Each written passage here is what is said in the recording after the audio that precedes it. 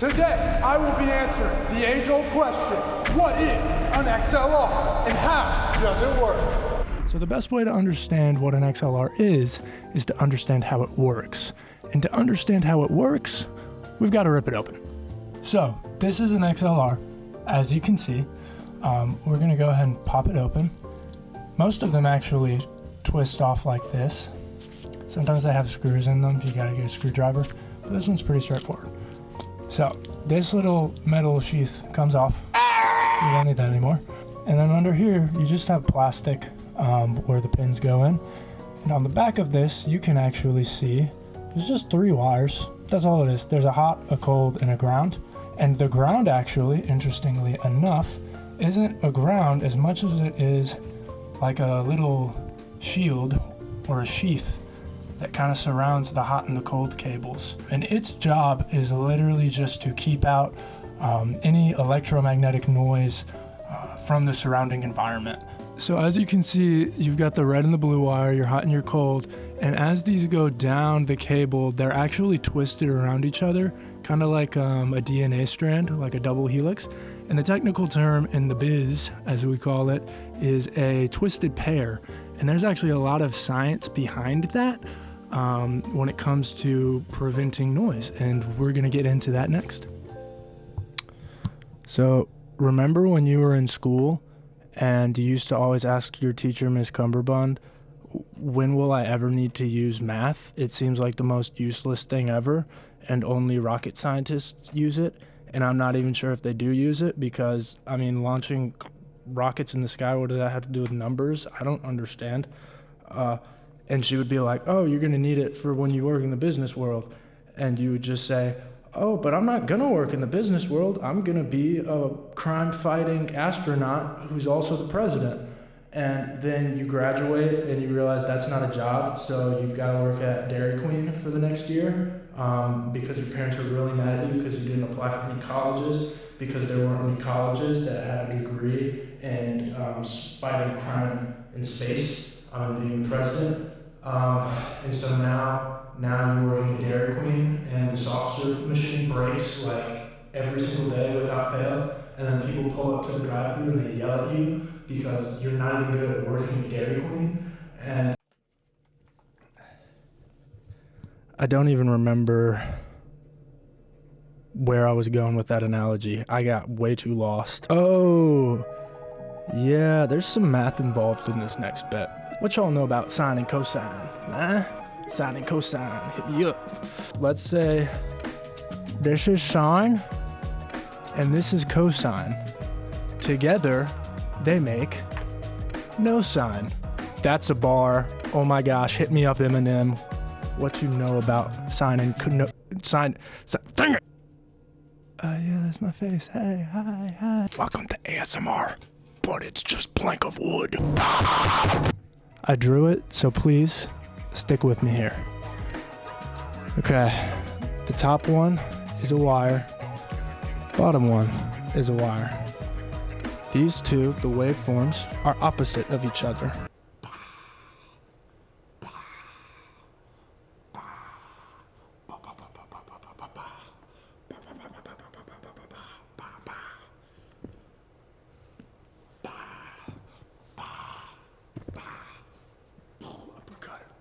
Uppercut, punch, uppercut, kick, uppercut.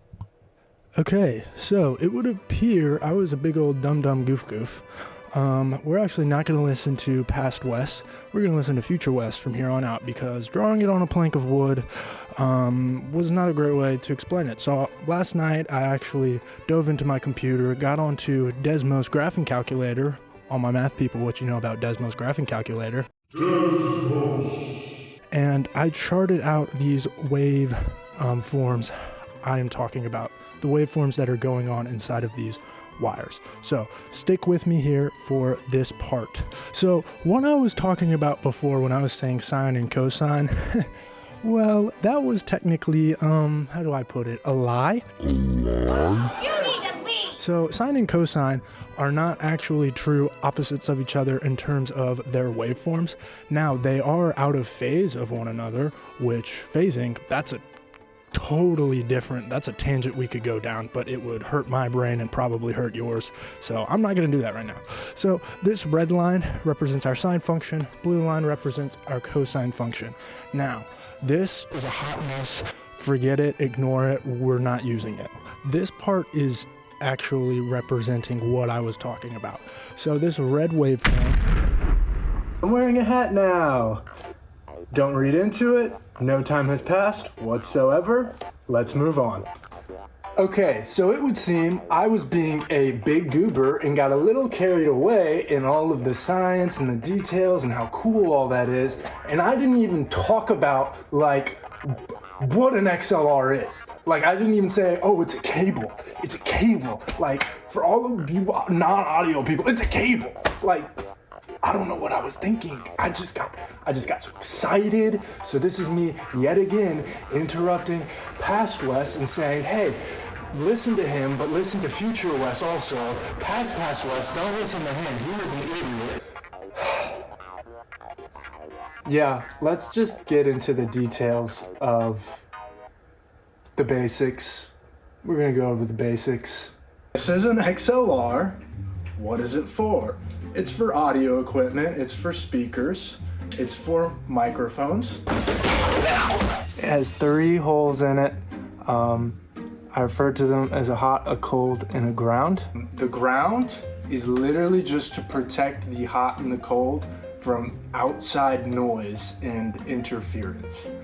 The hot and the cold contain the audio signal that needs to travel from the microphone to a speaker or whatever audio device you have this hooked up to. Now, I keep talking about waveforms. I've been showing you guys a bunch of waveforms. What that is, the signal inside of this, like all electric signals and electricity and light and sound, like all of that stuff, it travels in a wave. And so the waveforms y'all are looking at, you're looking at the signal. That's what that is. It travels in a wave. And the cold wire is a mirrored version of the hot wire. It's still the same signal, it's just flipped in the mic, and then when it goes to the speaker, you flip it back. Now, this part is actually representing what I was talking about. So this red waveform, that's what's going on inside of the hot wire. And then this green waveform is perfectly opposite of the red waveform. That's what's going on inside of the cold wire. Now, if we were to send these 2 signals, the hot and the cold, as is to a speaker, it would produce no noise, nada, zilch, nothing. You wouldn't hear a thing. And that is because the total sum of 1 and -1 is 0. Meaning these 2 waveforms perfectly cancel each other out because they're perfectly opposite of one another. So the result is no noise. Thankfully, audio technicians who developed this technology thought of this, the geniuses they are. And they said, well, what if we take that cold wire and we flip the waveform when it gets to its destination? And so now you have 2 identical waveforms. So let's just look at the hot wire. So we have our normal waveform, but then you'll notice this long purple line. That purple line represents all of the environmental electromagnetic noise that's going on in the environment. Now you might be asking yourself, what is environmental electromagnetic noise? And it's honestly probably easier if I just show you, so I'm gonna show you. This is a microphone I have been working on for some time. It is extremely sensitive to room noise, and so without the filter on, this thing is like a magnet for just cool sounds.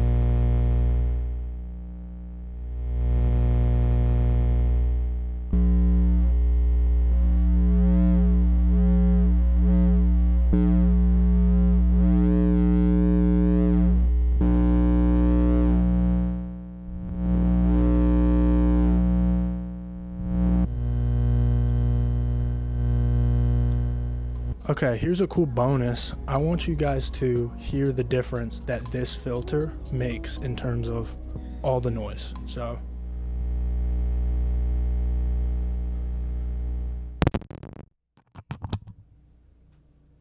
isn't that crazy how much quieter it just got? one day I'll get to explaining the science behind that. But that's electromagnetic noise in a nutshell, if you will. It's all around us. Okay, now that we've established what environmental electromagnetic noise is, and we know what the purple line all about, let's go to the cold wire.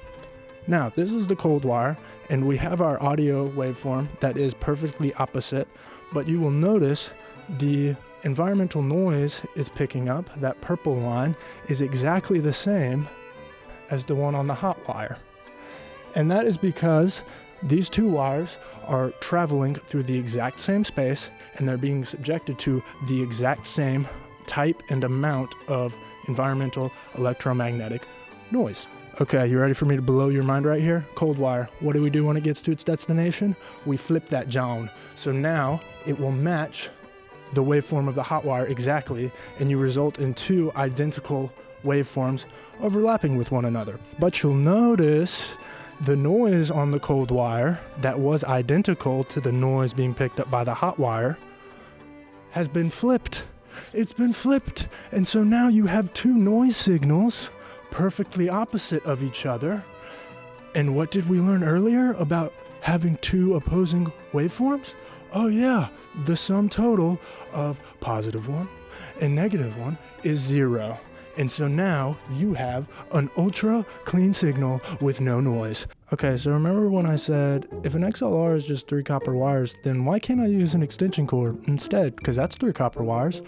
Well, I thought about that for a while, and turns out you can. So here I have an XLR and an extension cord bit, and we're gonna plug them into a really long extension cord and see if I can power and speak into this microphone and it make coherent audio. So yeah, let's do that. Okay, so I'm gonna defer to the camera audio for this next bit because I'm gonna unplug this microphone, plug it into this guy, and then plug that guy into this really long extension cord that is going across stage. So let's try it.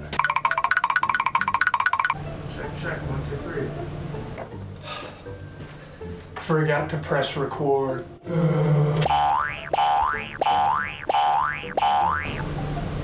Activate.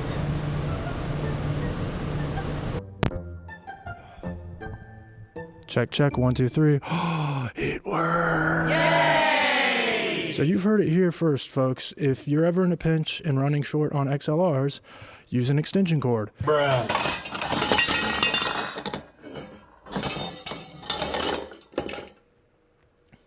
Yeah. Cool. That's it.